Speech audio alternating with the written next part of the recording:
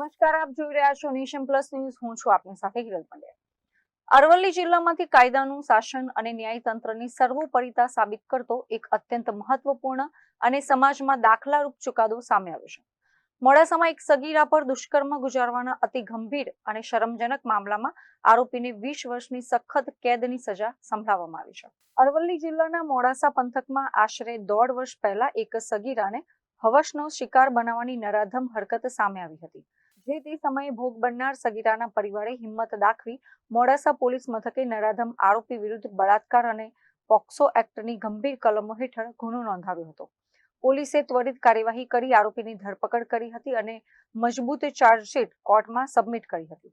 આ ચકચારી કેસની in camera સુનાવણી અરવલ્લી જિલ્લાના સ્પેશિયલ પોક્સો કોર્ટ ખાતે ચાલી રહી હતી.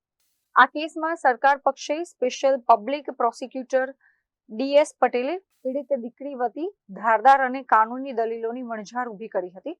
તેમણે પીડિતાનું નિવેદન, મેડિકલ ઓફિસરની જુબાની અને FSLના સચોટ વૈજ્ઞાનિક પુરાવાઓ માનનીય કોર્ટ સમક્ષ રજૂ કર્યા હતા. બચાવ પક્ષની તમામ દલીલોને ફગાવી દઈને કોર્ટે સ્વીકાર્યું હતું કે આવા નરાધમો સામે નરમ વલણ દાખવી શકાય નહીં. પરિણામે સ્પેશિયલ પોક્સો કોર્ટના વિદ્વાન જજ KK શુક્લએ કાયદાની ગંભીર જોગવાઈઓને ધ્યાને રાખીને આરોપીને કસૂરવાર ઠેરવ્યો હતો અને 20 વર્ષની સખત કેદની સજાનો હુકમ સંભળાવ્યો હતો.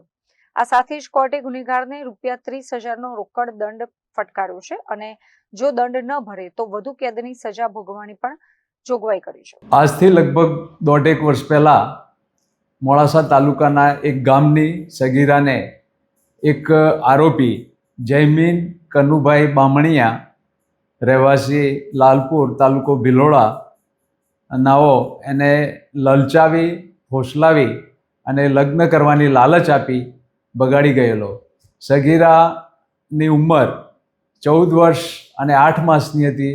ધોરણ 10માં અભ્યાસ કરતી હતી અને આરોપી પોતાની રિક્ષા લઈ તેની આજુબાજુ આંટા મારી તેને લલચાવી, ફોસલાવી કે પોતે ભુજ ખાતે નોકરી કરે છે અને 35,000 રૂપિયા પગાર છે, હું તને સારી રીતે રાખીશ તેવી લાલચ આપી અને બગાડી ગયેલો. તેને જંગલમાં લઈ જઈ તેની સાથે બદકૃત્ય આચરેલું. ત્યારબાદ ભરૂચ ખાતે લઈ ગયેલો, તેના સંબંધીને ત્યાં લઈ ગયેલો અને તેની સાથે ખરાબ વ્યવહાર કરી બદકૃત્ય કરેલ અને આ અંગેની ફરિયાદ ભોગ બનનારને પિતાએ કેન્ટો પોલીસ સ્ટેશનમાં આપેલી અને જેની સમગ્ર તપાસ તત્કાલીન PSI અમિત ચાવડા નાઓએ કરેલી અને તેનું ચાર્જશીટ કરી મોડાસાની પોક્સો કોર્ટમાં રજૂ કરવામાં આવેલું અને સરકાર તરફે પુરાવાઓ, દસ્તાવેજી પુરાવાઓ અને મૌખિક પુરાવાઓ તેમજ FSL વગેરેના પુરાવાઓ રજૂ કરવામાં આવેલા અને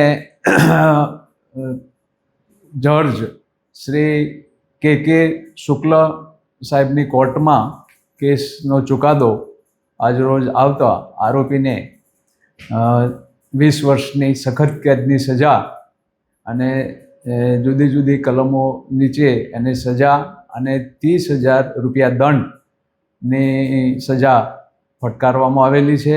મહેન્દ્ર પ્રસાદ, નેશન પ્લસ ન્યૂઝ, અરવલ્લી.